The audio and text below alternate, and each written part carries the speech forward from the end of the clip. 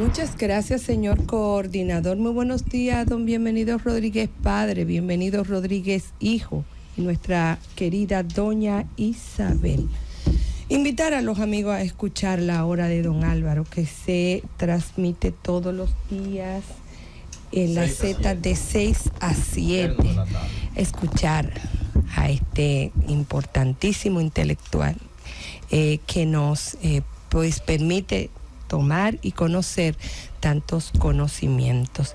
Señores, yo me quiero referir al caso de la autopsia, la necropsia, que es el término correcto, del informe preliminar de la necropsia realizada a Esmeralda Richies y el manejo que se le ha dado por parte de las autoridades y que parece ser una constancia de las autoridades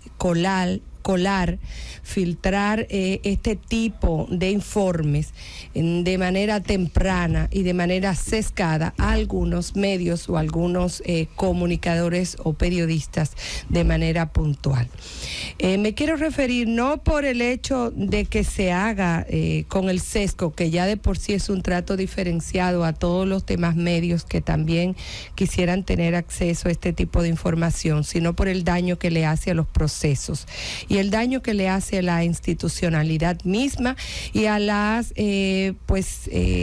agentes, a los órganos que los producen.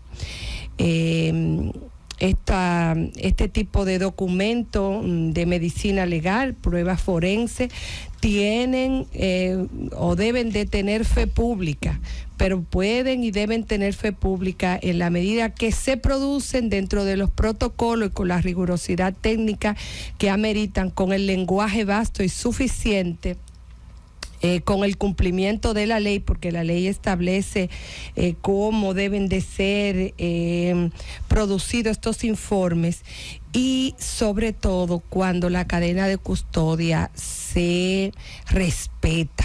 Ya el hecho de que son divulgados de manera sesgada, de manera temprana, todavía en una fase donde el procedimiento es confidencial, ya de por sí daña la cera, la virginidad que deben de tener este tipo de informe.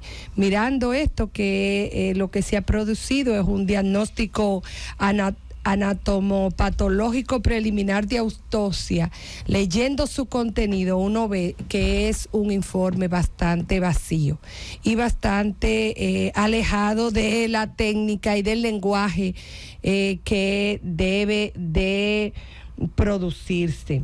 La etiología de la causa de muerte que se presenta allí es bastante débil, porque primero te habla, y este tipo de autopsia no desde ahora, señores, de hace 25, 30 años, lo primero que debía decir el informe, fuera preliminar o no, era de la manera más clara posible y que más profesionalmente y científicamente pudiera establecerse la causa de la muerte y no dejarse aspectos fundamentales, sobre todo porque ya se le había dado una teoría de la muerte al patólogo que no debió de ninguna manera de influir en su informe, pero que se demuestra que sí influyó en la conclusión como lo presenta el doctor, que ni siquiera lo quiero mencionar porque no quiero personalizar el tema. Y nos habla de un desgarro himenial, cuando los desgarros himeniales, asimismo lo establece la técnica forense, lo primero que debe decirse si el desgarro himenial observado a la vista del microscópico, porque fue con un microscopio que él hizo el análisis de los tejidos. Esos son los diagnósticos anátomos. Si el desgarro es antiguo o es presente. Y aunque se pudiera inducir, no lo dijo de manera clara. Al parecer el desgarro era bastante reciente de la joven. Y esto es coincidente con este tipo de muerte por shock hipovolémico, que no lo puso tampoco en su término científico el doctor, solamente habló de un shock hemorrágico, que no es precisamente el término que debió de utilizar. ¿Por qué coincidente? Porque las muertes que no son muy frecuentes, pero son posibles, de este tipo de muertes se presentan en mujeres vírgenes que han sido desgarradas con desgarro vaginal, con desgarro del peritoneo, como lo tenía, y así lo hace ver, aunque solamente lo esboza el patólogo. Es muy coincidente en las muchachas o en las mujeres que han sido defloradas en el momento de la agresión sexual. Si eso es algo que es coincidente en ese tipo de muerte, el doctor, por esa razón y por el hecho de que la primera teoría del caso era que la joven estaba embarazada, o eso dijeron o pudieron decirse, y que había tenido una manipulación o había tenido un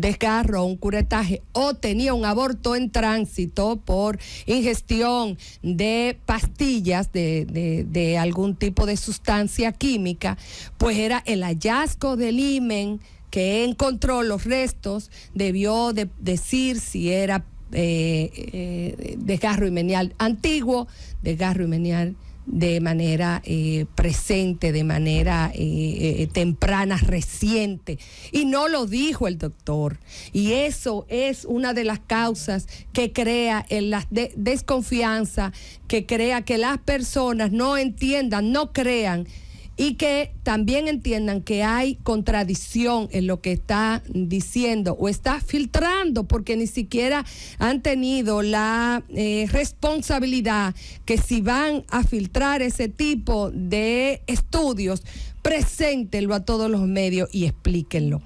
Esta paciente y lo que nosotros, bueno, en este caso, esta fallecida a la que se le hizo la necropsia, nada más de usted hacer una investigación sencilla, y no fue tan sencilla la que intenté hacer, se da cuenta de que hay casuísticas de este tipo que son coincidentes y que las pacientes han tenido los otros hallazgos que ha encontrado el patólogo en este análisis: desgarro del peritoneo, desgarro del fondo de Douglas, una hemorragia interna y externa, un desgarro vaginal que llegó a la tercera, cuarta capa ya muscular. Y saber, señores, que este tipo, la vagina, todo el tránsito de la vagina tiene diferentes irrigaciones sanguíneas. Ahí tiene comprometido la vena ilíaca, tiene comprometido la vena, una arteria uterina, que produce sencillamente una hemorragia profusa y rápida, y que produce la muerte. Entonces, si eso lo puede saber una ígnara como yo, simplemente con leer algunos estudios que se han hecho de fallecimiento de ese tipo, hay que decir que el shock hemorrágico que produce eso, el shock hipovolémico, que es que el fallo por la sangre sale profusamente y el corazón y los demás órganos entran en fallo funcional. Es la segunda causa de muerte después de las mujeres paren, después de la atomia del útero, o sea que el útero no se contrae. Es la segunda causa de muerte. La segunda causa de muerte. Y en el caso de penetraciones violentas, es una de las causas de complicaciones más grandes y solamente se corrige con la sutura. Aparte de que tampoco, él solo remitió a las pruebas toxicológicas, pero no a las pruebas químicas. La madre dice que le dio una Alka-Seltzer, una paciente que está en un estado hemorrágico que pues ingiere un Alka-Seltzer, que básicamente es aspirina. Eso produce un aumento más grande de la hemorragia. Entonces, ¿qué buscaba el patólogo? El patólogo tiene que ser un independiente totalmente. No puede estar tratando de probar una teoría de un caso. Simplemente él constata lo que ve. Y oigan lo que dice, señores, este informe preliminar. me dio vergüenza. Dice, debido a las circunstancias que rodearon el hecho, usted no conoce el hecho, doctor, no lo conoce, ni está para conocerlo. Usted está para constatar lo que ve.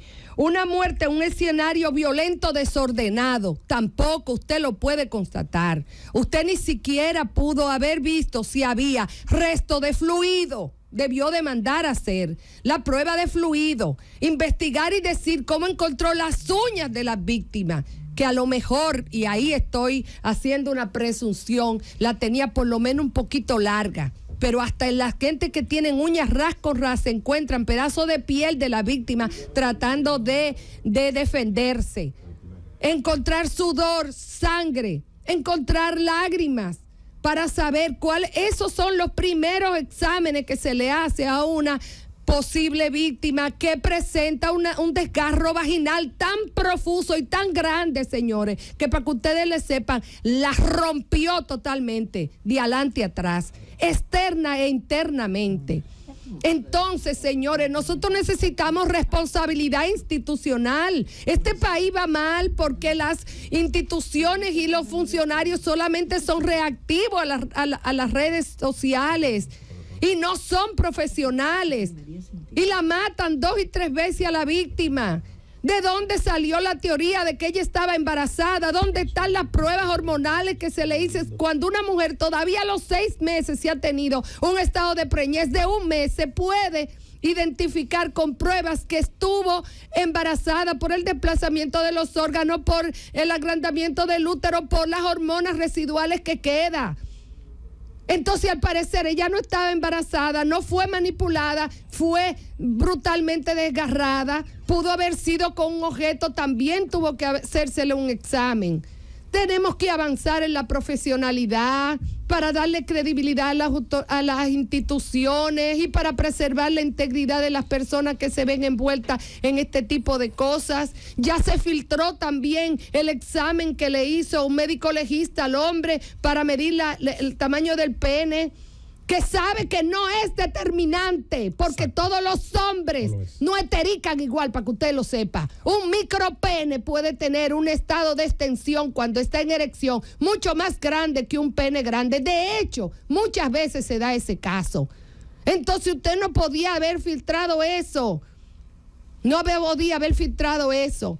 Entonces yo quiero llamar a que nosotros trabajemos un poco más en la profesionalidad, en la ciencia, en los métodos científicos.